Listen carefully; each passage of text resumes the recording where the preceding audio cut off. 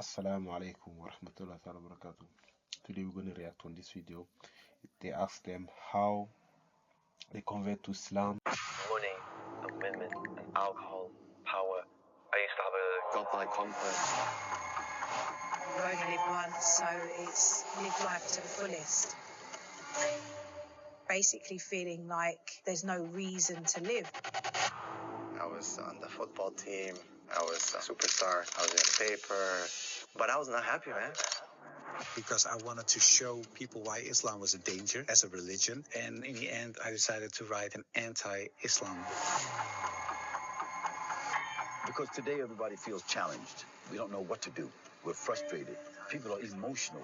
They don't have answers. And it leads to depression. It leads to anger.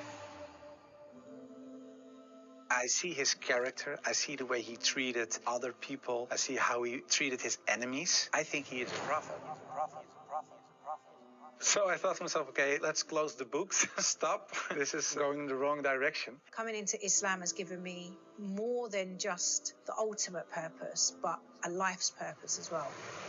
I didn't feel like I'm changing. I felt like I'm adjusting. I felt it was a continuation. I felt it was universal. Islam is a cure for everything. It's a guide to life. It's a way of life.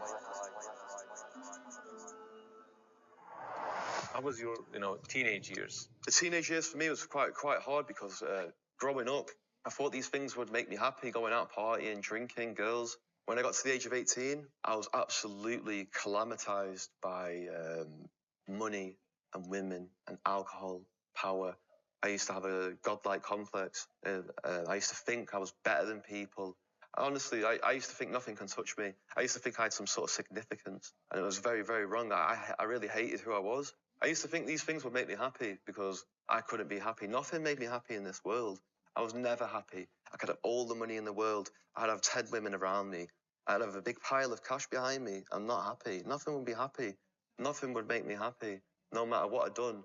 And the older I get, the higher the levels got, and the more I'd get, and the more I wouldn't be happy. So, it got even worse because I thought, if this can't make me happy, nothing's going to make me happy. And I was miserable.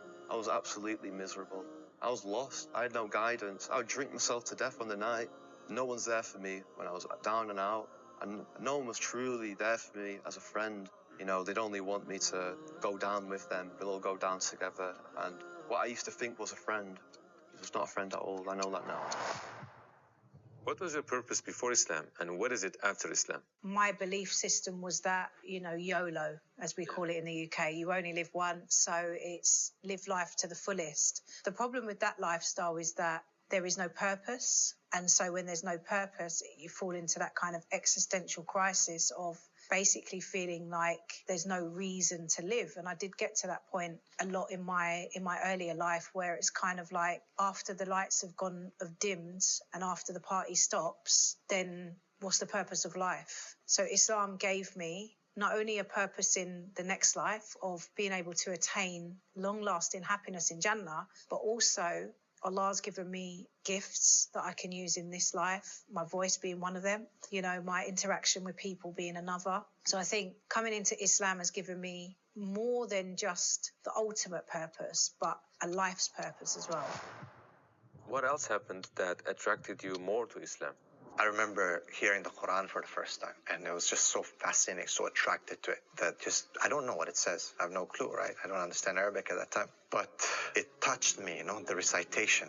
And I felt when I understood Islam that it was not something new. I felt it was universal. I felt it was a continuation. I didn't feel like I'm changing. I felt like I'm adjusting. Knowing all the prophets, knowing the Old Testament, the New Testament, I felt like Islam was just the last testament. And then finally realizing that Islam is just the continuation of the same message. It makes sense. It's like it was La ilaha illallah, Musa Rasulullah, Isa Rasulullah, Nuh Rasulullah, Ibrahim, and now it's La ilaha Muhammad Rasulullah. Same, there's one constant, which is La ilaha, and there's variables. The prophets changed. It's perfect. It's the only thing that makes sense.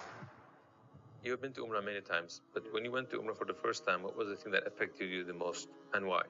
When I went to Masjid al-Haram, so many people in one area, all races, all colours, every single country, and I knew this was the answer.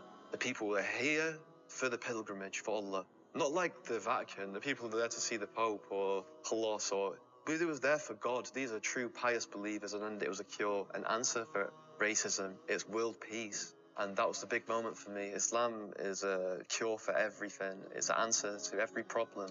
It's a guide to life. It's a way of life.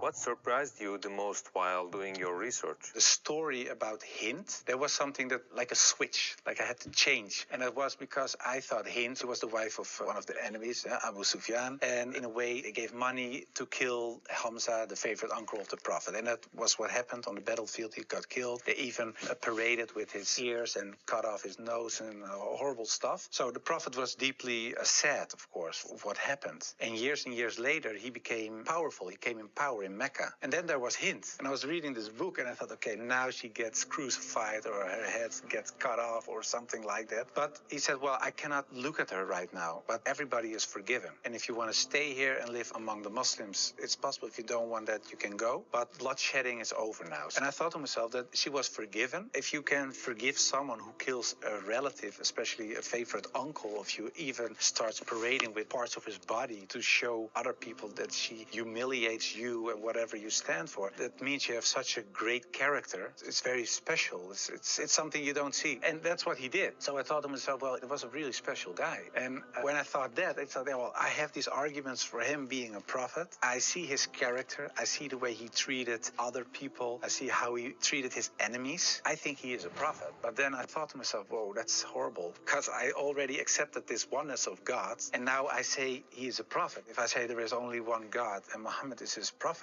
it's almost shahada. So I thought to myself, okay, let's close the books. Stop. This is going in the wrong direction. As towards eternity, we need your support. We are a charity organization that aims to spread the message of Islam to the entire world in 10 languages. With your support, you can help people convert to Islam, give up harams, start praying, wear hijab, learn to read the Quran, and so on. And get your share from all these good deeds, inshallah. Donate to Towards Eternity and don't miss this golden opportunity.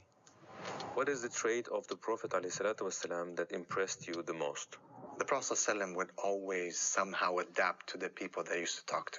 It's an amazing trait that he used to have. His behavior would never be the same with all the people. I mean, he would always be just. But if a child would come to him, he would adjust. If a desert dweller would come to him, like a Bedouin, he would adjust. If an educated people would come to him, he would adjust. He would adjust to everyone. A woman would talk to him, he would adjust. He would always come down to the level of the people. Even change his speech, even change his behavior. Even sometimes people would ask the same question, but knowing their background, he would give them an answer that they need to actually understand, and that would connect and help them achieve the change that they need in their life. I think that's something amazing. What impressed you the most about Prophet Muhammad ﷺ? The fact that the Prophet ﷺ was not allowed by Allah to chill out. He wasn't given any time for relaxation. If you study the seerah of the Prophet ﷺ in those 13 years and all the battles that he supervised and the battles that he engaged with and the treaties that he had written or that was given to him from Jibreel to have written and whatever, if you just look at his life, it was non-stop. And it's just unbelievable how that rate of activity consistently on an individual whose job it was to deliver the message, regulate the people, act as a judge, act as an arbiter, inspire the people, educate the people, be a warrior, a general, a head of state, a husband, a friend. How does he do that? It's because of the wahi. It's because God mandated that. And of course, I wasn't that anti-Islam anymore because of what I read, what I saw, and what I experienced. What I tell you now, it sounds a little like a fairy tale, but it really happened. In the end, there were all these books at the table. And when I had this feeling of, yeah, okay, this is Shahada in a way, I said, well, I put all the books away and I put the books on the highest shelf. But there were so many books that a lot of books fell off the shelf. And one of the books that fell off the shelf was the Quran. And when I picked it up, my hand was on a page with Surah 22, Ayat 46. And it says, it's not the eyes that are blind, but the hearts. And I thought to myself, that really is my problem, because it wasn't the eyes. I really could see what I written down myself. Nobody forced me to write this book. Nobody said you have to write this or that. I started writing myself, and I could see it with my own eyes, but I still couldn't accept the fact that I said he is a prophet, there is this one God. I just couldn't. So it wasn't my eyes that were blind, but it was really my heart. I couldn't accept it. I think my nafs or whatever, my ego, I couldn't accept it. And I said, well, God, I don't care if it's the God from the Bible or the Quran, give me a sign or something so that I 100% sure know this is the way. And I went to bed, but when I woke up, I felt very secure in myself. I really felt very secure. I've never been more secure about anything else. The whole anxiety or the whole doubting issue, it disappeared like snow for the sun. And I thought to myself, well, I think I'm a Muslim. Well, and then of course I had to tell other people. What were the final steps of your journey to Islam? I woke up one day and I was at the lowest. And in my mind, I said, what are you waiting for? You know this is the truth. I went to university and I saw my friend Kamal and I said, I need you to come to my house tonight. I said, I need your help with something. She said, are you okay? I said, you just have to come. So I said, okay, no problem, I'll come. It was in exams. I was studying with some people upstairs in my house and Kamal called me from downstairs. I'm here. I said, okay, I'm going to come down. I went downstairs. It was night. And I just looked at him. I said, he said, what's wrong, bro? Are you okay? I said, I want to be a Muslim. And he said, he said, I knew it. He said, I knew it. I said, what do you mean? He's like, remember that long tarawih that we prayed together? He said, in sujood, I was praying, oh Allah, if this guy is looking for you, guide him to Islam. Let him embrace Islam. And he just said, repeat after me. I already knew what I have to say. When I said my shahad, I felt that heaviness being lifted from me. Just by saying those words, the way I slept that night was just different. If you had a chance to speak to all the non-Muslims in the world, what would you like to say if you had just 1 minute? Oh, you sitting at home now, you have times when you don't know why you're alive. You have times of sadness and loss and grief, and the fun just isn't working the way it used to. You have pain, and maybe sometimes you don't know why you're alive, and you want to ask somebody to help you, but you don't know how to ask, and everything feels like it's strange and unreal. God is one. When you feel like this, look at a rose in the garden and think that it makes scent for us. When you feel like this, look at the bees and just think how amazing that honey is so tasty, and it's also a healing. We give it for sore throats. Just think about how nature is there for us and how beautiful it is that the rain goes into the ground, into the roots of the trees, and then the trees grow a leaf or a flower, and then that flower becomes fruit that we can just eat, and it has goodness for us, and feel the loving and benevolent presence of your Lord.